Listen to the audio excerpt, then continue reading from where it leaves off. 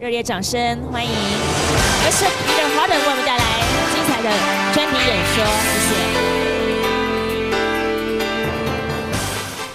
Thank you, and welcome back. So I'm going to spend the next 40 minutes giving you a fairly high-level overview of some of the technology we have.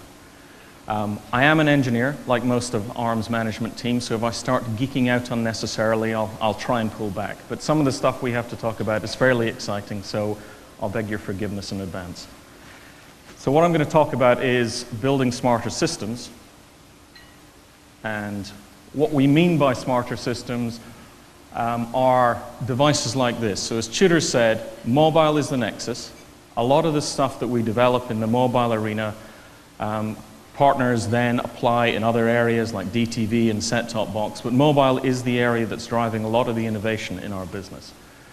Partly because devices are becoming more multi-purpose, they're becoming more open, people are doing a lot more interactions with the web, with the cloud, or if you're my kids, with your friends, using mobile devices. So there's a lot more functionality and capacity going into those particular devices. Clearly, people want faster data rates to those devices. So for example, 4G modems are 400 to 500 times more complex than 2G modems. So there's a lot more complexity and technology going into these systems, but all the devices are still energy constrained. So as engineers, we have a very hard job to fit all of those requirements, the higher data rates, the increased functionality, into a small power budget. So that means that as engineers, we have increasing demands on what we're doing. So we have to be able to reuse hardware, we clearly have to be able to reuse software, we have to make sure that the devices we're producing are very performant, are very attractive to customers. We have to focus on power optimizations. As I'll show you later, we have to focus a lot on optimized implementations. In order to try and fit all of this performance into power-constrained devices, we are having to move to heterogeneous design. And at the same time, we have to make life a lot easier for the software guys. So as you all know, in terms of the proportions of software engineers to hardware engineers, there's about 4 or 5 times as many software engineers as there are hardware engineers. So while hardware engineers can dream up wonderful systems, we have to make it easy for software guys to program. Now, one of the things that ARM does to help that is, as Tudor said, we have an architecture which scales across all points.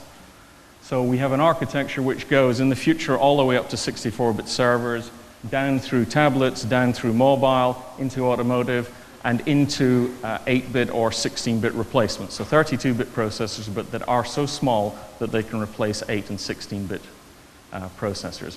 But all of these ARM processors use the same software base. So it's the same tooling, it's the same kind of techniques they use, and you can reuse software across the entire range. I think we all now know that the chip is becoming the heart of the system. So more and more is being integrated onto SoCs in terms of hardware, in terms of software, and the integration is just increasing.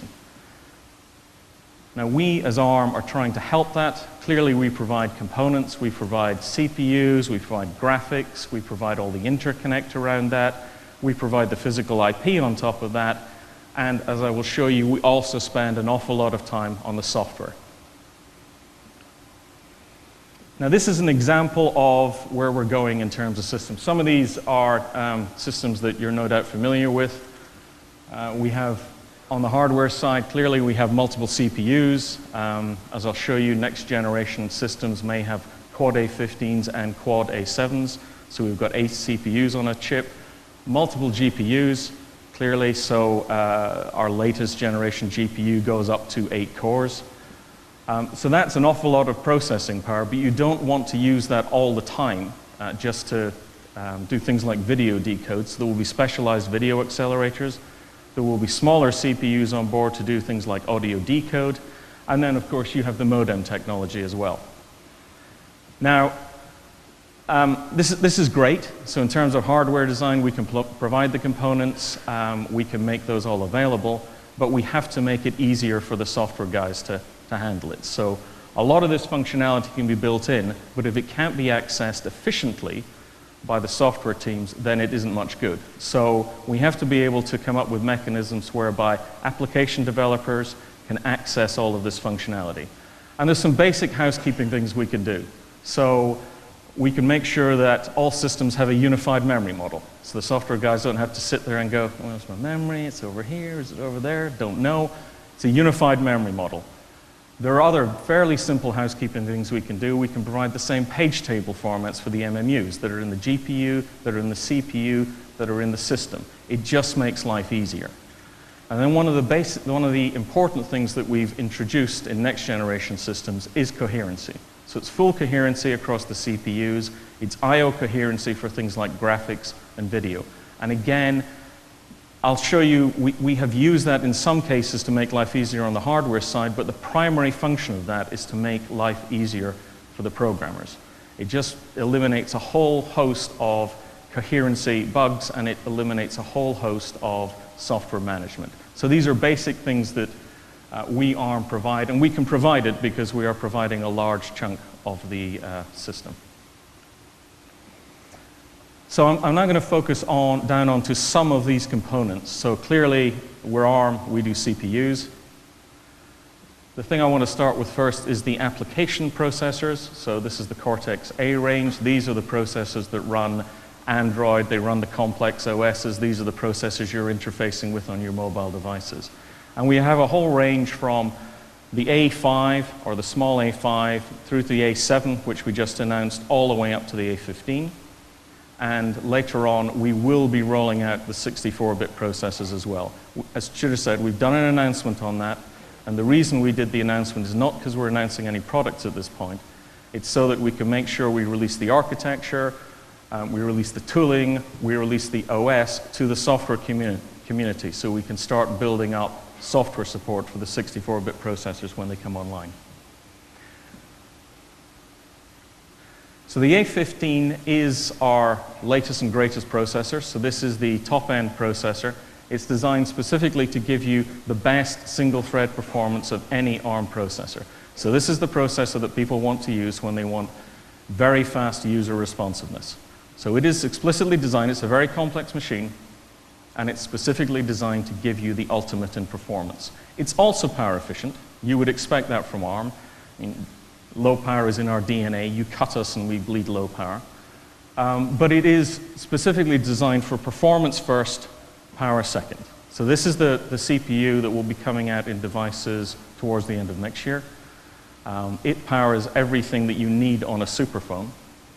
We have first silicon back, actually TSMC silicon. We quite regularly tape out the CPUs and the GPUs to make sure they're functional, and so that we can start doing software optimizations on them. So the A15's back. I think it came back a couple of months ago. It's already in-house. It's booting Android, and we have the software teams working on it in terms of optimization. So optimizations of Linux, optimizations of Android, and optimization of the software tool chains.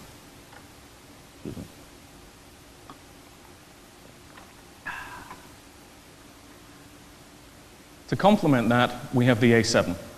So the A7 is designed as a standalone processor. It's excellent for smartphones. It has very high performance, but it also has energy efficiency. So it was designed specifically to be an energy efficient processor. Energy efficiency first, performance second. And you can see comparisons here of the A7 against the A8. So the A8 is what's in most of the smartphones that people around this room have. And you can see that it has a very high performance compared to that. So it's not a small processor. It is a high performance processor. But it's designed specifically to provide energy efficiency. So of course, you go out to consumers and you say, you know, what do you want? Do you want high performance or do you want low power? And of course they go, we want both. And feeble excuses like it's difficult to do or you can't change the laws of physics don't really apply. They do want the ultimate in performance and the ultimate in low power. So what we've done is we have introduced the big. LITTLE processing technology. So this is where you can have A15s and A7s in the same system. There's a coherent interconnect between them, so both the level 2 caches are fully coherent. And we have used the virtualization extensions on top of these processors to actually provide a nice software layer, which makes it completely invisible to the operating systems and the applications which processor they're running on. So instead of seeing two A15s and two A7s, what the operating system and the applications actually see are two processors which have the ultimate in performance at one end and the ultimate in low power at the other end.